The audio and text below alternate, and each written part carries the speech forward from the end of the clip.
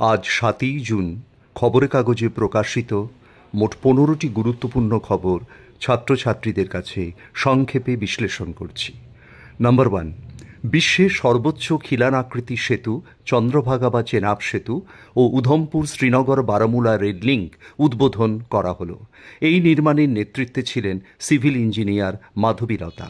Number ২, আরসিবির প্রথম IPL জয়ের উৎসবে পদপিষ্ট হয়ে ১১ জনের মৃত্যুর ঘটনায় আরসিবি কর্তাদের সাথে বিরাট কোহলিকেও অভিযুক্ত করা হয়েছে। Number ৩, school service group C নিয়োগ দুর্নীতি মামলায় অভিযুক্তদের কণ্ঠস্বরের নমুনা পেতে আদালতে সিবিআই আর্জি জানালো। নাম্বার ৪, কানাডায় আয়োজিত G7-এ প্রধানমন্ত্রীকে আমন্ত্রণ করা হয়েছে।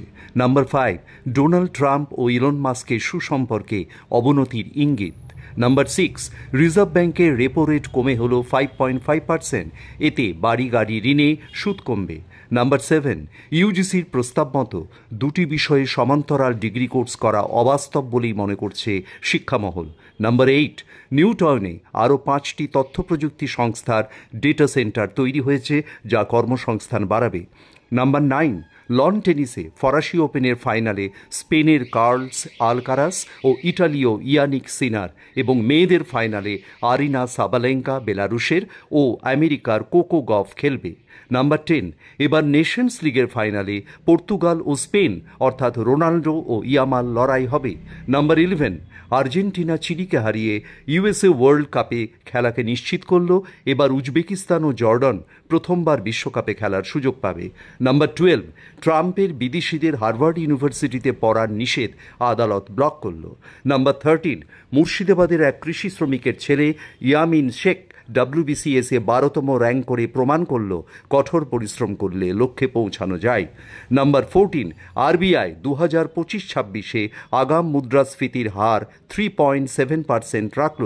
এবং সর্বশেষ খবর, এলন মাস্কের উপগ্রহ নির্ভর ইন্টারনেট পরিষেবা স্টারলিংকের লাইসেন্সকে মঞ্জুর করল।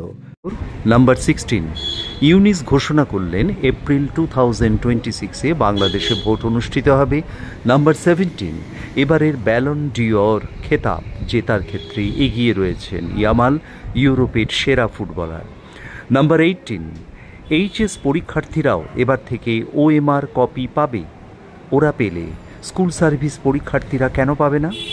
Number 19, upper primary 7th phase of counselling শুরু হচ্ছে 5th জুন। এটার ঘোষণা হলো মার্চ 2026-এর আগে পরবর্তী আপার প্রাইমারি পরীক্ষা নেওয়া হবে।